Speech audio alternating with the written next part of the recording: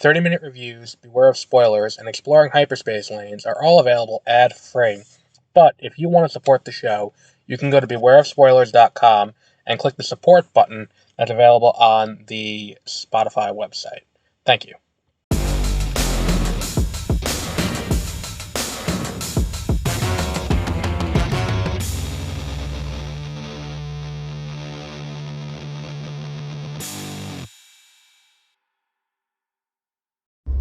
Good morning, and to Beware of Spoilers, I am Adam.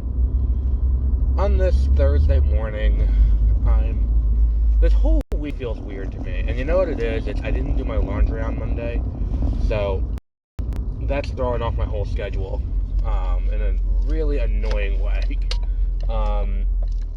But yeah, here we are.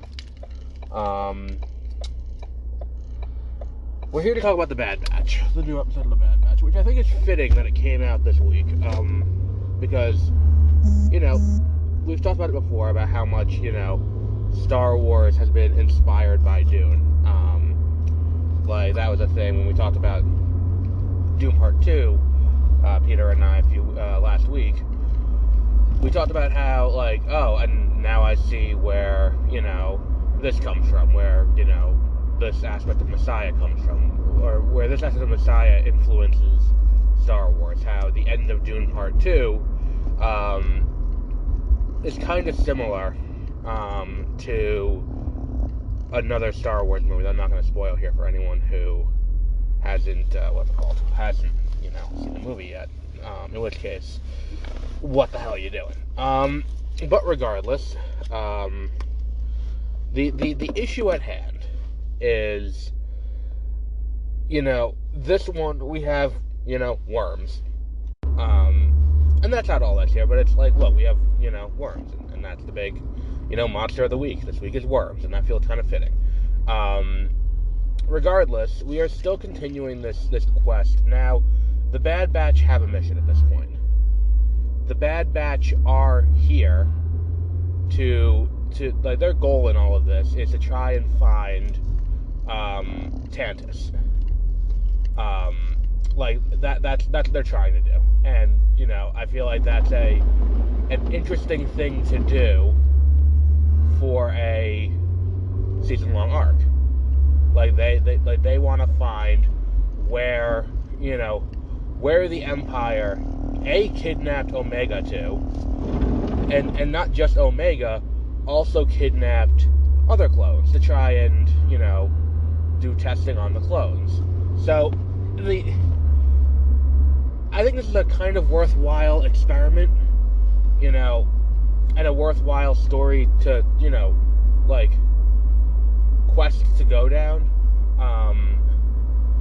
To that end, I think that they're handling it mildly well. I mean, this episode being about the reunion of the family and Crosshair coming back and, getting the opportunity to help out and prove himself to the team, even though we, the viewer, know what he's gone through, and we, the viewer, know what he's been up to in the intervening years. The team itself doesn't know that.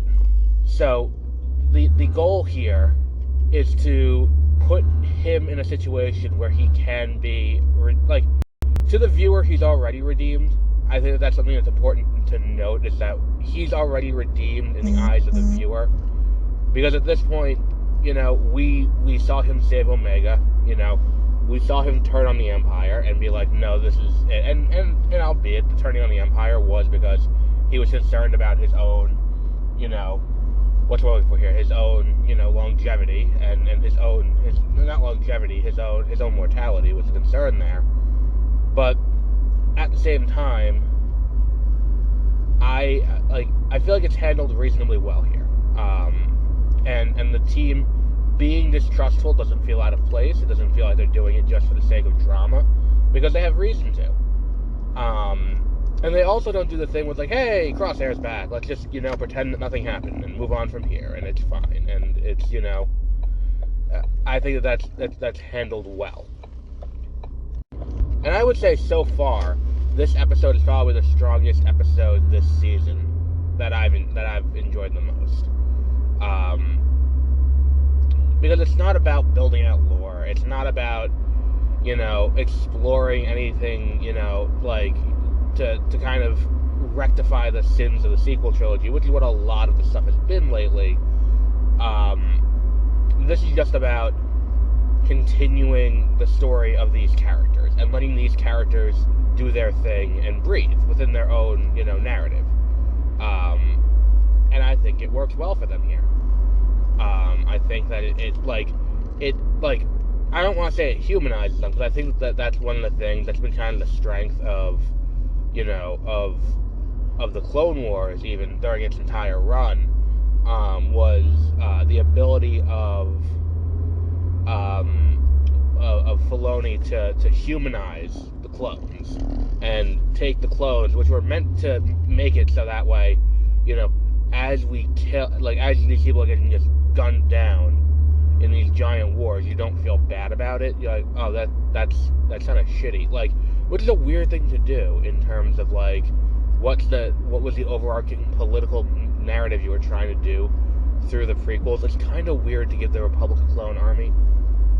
It's weird. The whole thing's kind of weird. But either way, it's the point is, in all of this, is I think they, this is another episode of that, where it's these are people. They may all be clones of the same person, but they are people, who, they all have the same base, but they all are individuals, and they have their own, motivations, sense of identity, all that kind of stuff. But yeah, this is a very strong episode because of that. And look, as speculating as to where they go from here, I still think the Bad Batch ends up dying by the end of the season, or the majority of the team ends up dying. That just feels right. Not feels right for the good reason. Feels right as in it feels like that's the arc of this narrative. The thing is, how do you handle the Tantus issue? Because I feel like, and maybe this is just me, I feel like limiting Tantus, which, for those of you who know the Star Wars Expanded Universe, is a big deal. Tantus is the cloning planet where Sabaoth comes from.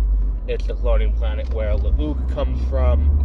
It's the cloning planet where the final battle, because Thrawn uses this, uses this world to create his clone army that he's going to use to, retake the universe. This is where all of that comes from. And to sit here and be like, okay, well, we're gonna handle that and dispatch it all here, feels like a mistake. What this should be, if I'm doing it, if I were Filoni and I were in charge of the overarching meta-narrative of Star Wars, is Tantus would not be the, Mount Tantus on Wayland would not be the, would not be the end of, this would not be the end of that. Because I would want that reserved for, what's it called? I would want that reserved for, what's the other one? For the Heir to the Empire movie.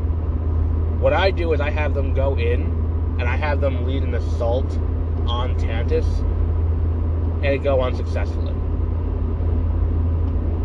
And that's kind of where you end off. And that's that's how the show ends, is that it's they could not get, they couldn't stop Tantus. Because the thing is, too, it's we know the Emperor relocates his cloning facility into Exegol, and that's where he, goes to do this. Oh yeah, that's true. But the thing is, it's here's the thing about Filoni. If he doesn't like something in other media, he just ignores it. Think about this. In the Book of Boba Fett, we have Black Krrsantan make an appearance. A character who frequently associates with Dr. Aphra. And, Aphra's great. I love the Aphra comics. And the Aphra book was really good too. Not book, it was like a teleplay or a radio play style thing. Like, that was really well handled. And I think that worked pretty well. The issue is,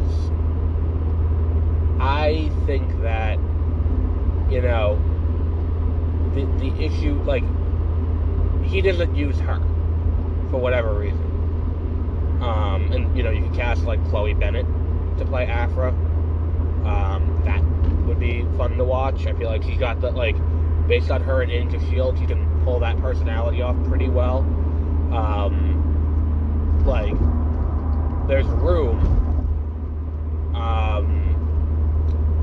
So, like, the issue is, why? Why is he not doing that? And it's just he doesn't want to, and he can just ignore the aspects that he doesn't want to acknowledge.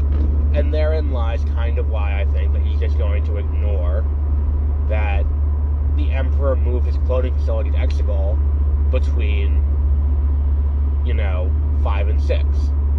Because in the comic, that's what happened. I mean, or at some point before that, because Vader goes to Exegol in between 5 and 6, which is one of those things that, like, really reframes the end of Return of the Jedi in an uncomfortable way. Because the question then becomes, like, alright, so, like, why doesn't he tell Luke?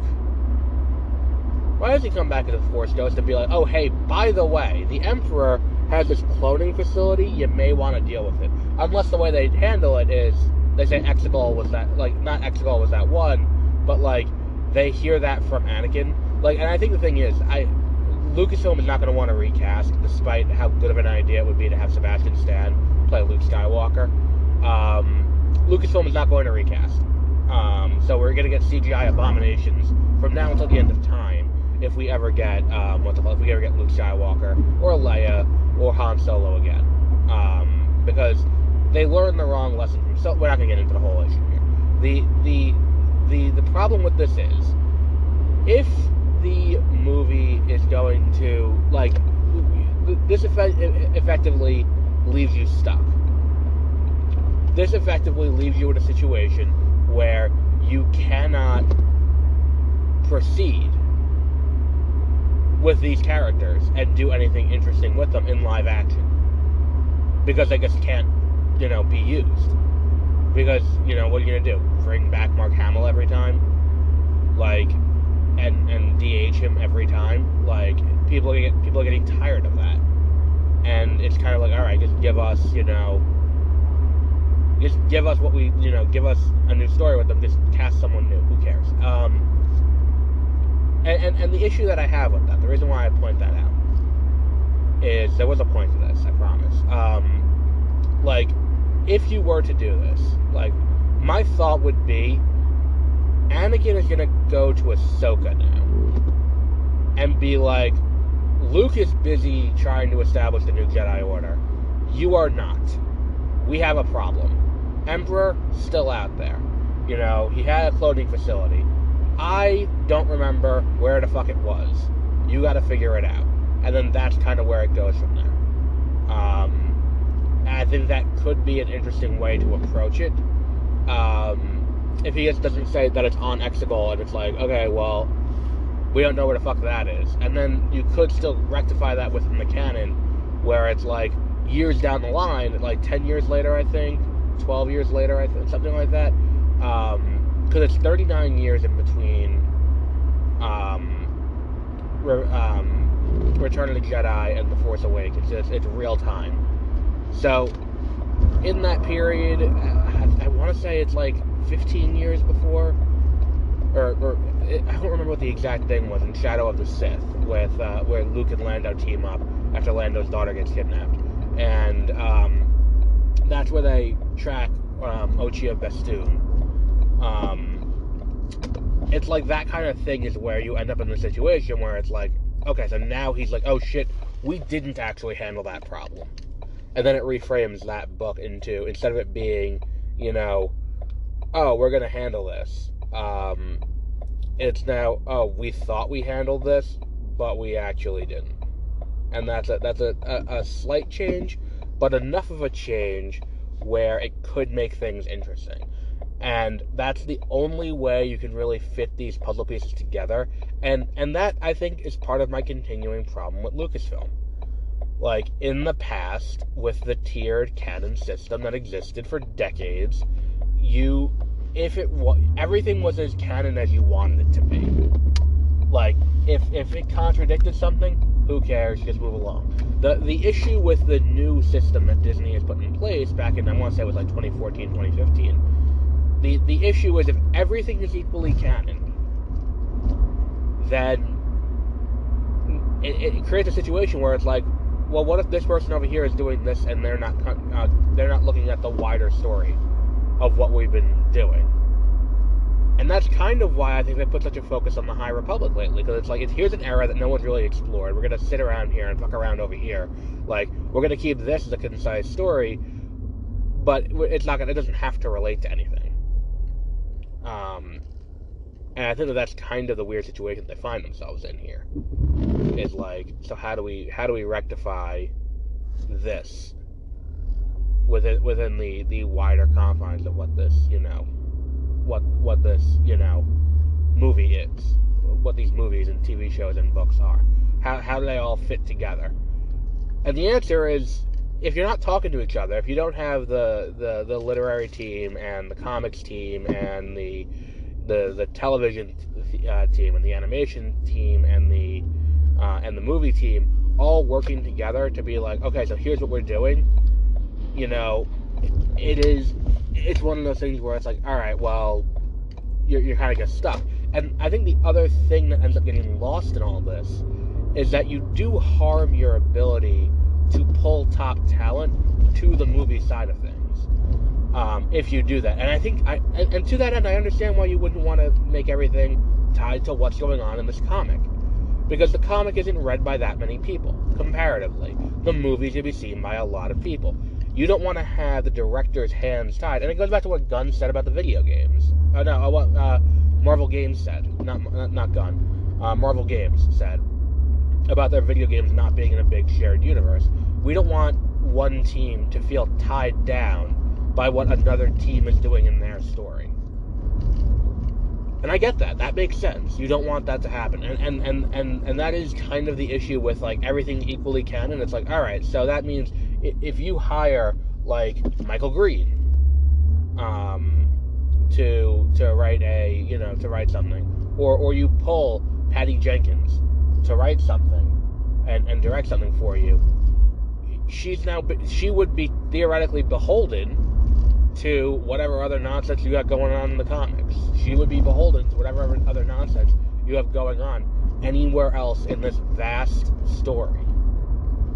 And if you're a writer and you want to come in and tell a story in this universe, I can understand why you wouldn't want to do that. Now, that said, once you sign on to do it, you gotta go in knowing that these constraints are going to be there. I'm looking at you, Chuck Wendig, who had that thing like, oh, they wouldn't let me do whatever I wanted in my Star Wars book. And it's like, well, yeah, you signed up to do the book. Like, the books, I feel like, are more constrained than the movies, because I feel like as you go down, like, the tiers don't exist anymore, but they kind of still do. The further down the tier list you go, the less, oddly enough, the more constrained you are by existing canon. And that's a problem, too. But we'll wrap up there for today. This is a good place to leave off, I think. Our next episode will be, I don't know.